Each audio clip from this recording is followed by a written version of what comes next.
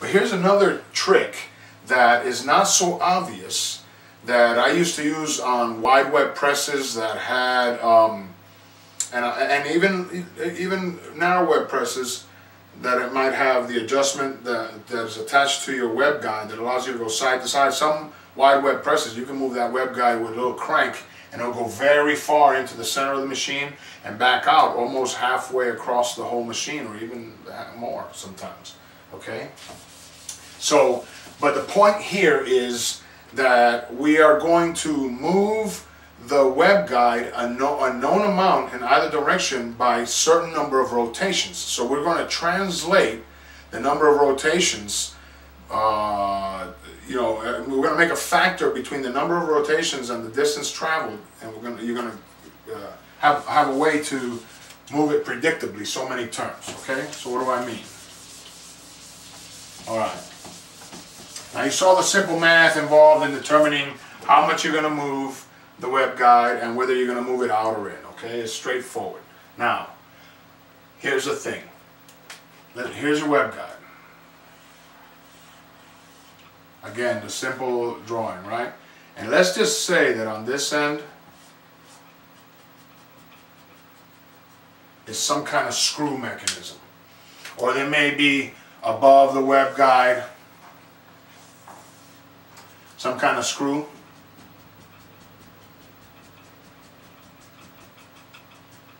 That's attached. It's got a collar, a threaded collar that attaches to this. And if you turn a little handle on this side, one way or the other, rotate it one way or the other, this little collar will move this way or this way, right? As you move this thing one way or the other, okay? Now, here's the thing. The threads, okay? The threads of that screw, whether it be a long shaft along the top of the machine like that or one of those little things like that, has a pitch associated with it. Okay? Now, take for example, I ran a lot of metric presses, a lot of your big presses like your W&H's and these things are metric presses. So it just so happened that one of the machines that I operated had a 1 millimeter pitch. 1 millimeter pitch, okay? So, now watch this. Let's say that I did the math and I'm at a 36-inch wide web and I'm going to a 55-inch wide web, okay? So what's the difference? 55-inch is what I'm going to, 36-inch is where I am. So 19 inches is the difference. Now I take half of that. Half of 19 is 9.5, right? So I have to move 9.5, and I'm going to the wider material, so I have to move 9.5 inches out, okay? Now I've done that math. I'm moving my next job. I'm on a 36-inch now. I'm going to 55 inches.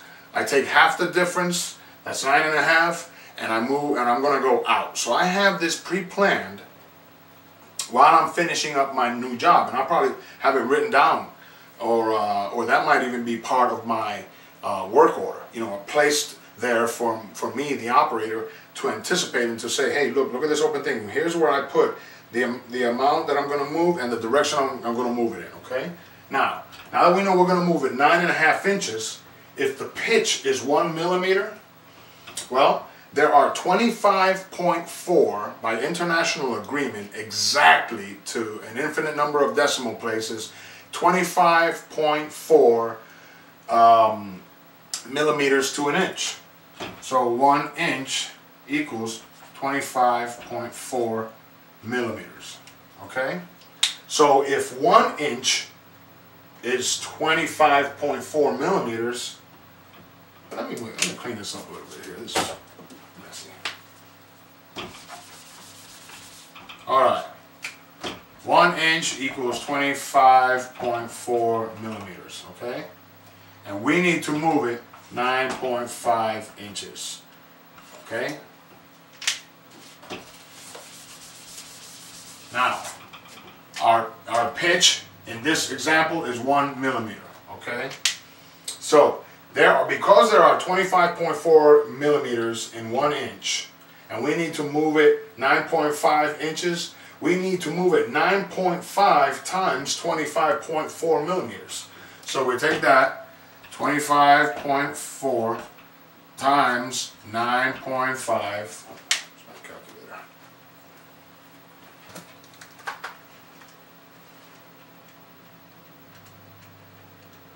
equals 241.3 millimeters.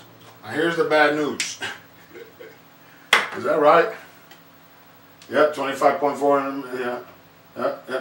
So that's 241.3 millimeters, right? But what does that also mean? If the pitch is 1 millimeter, okay, what that means is that when you move this shaft one rotation, any collar attached to it or anything threaded to it will move 1 millimeter.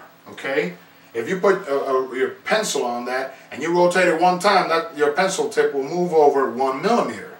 Therefore, if I want to move out 241.3 millimeters, I will actually take that handle and turn it 241.3 turns.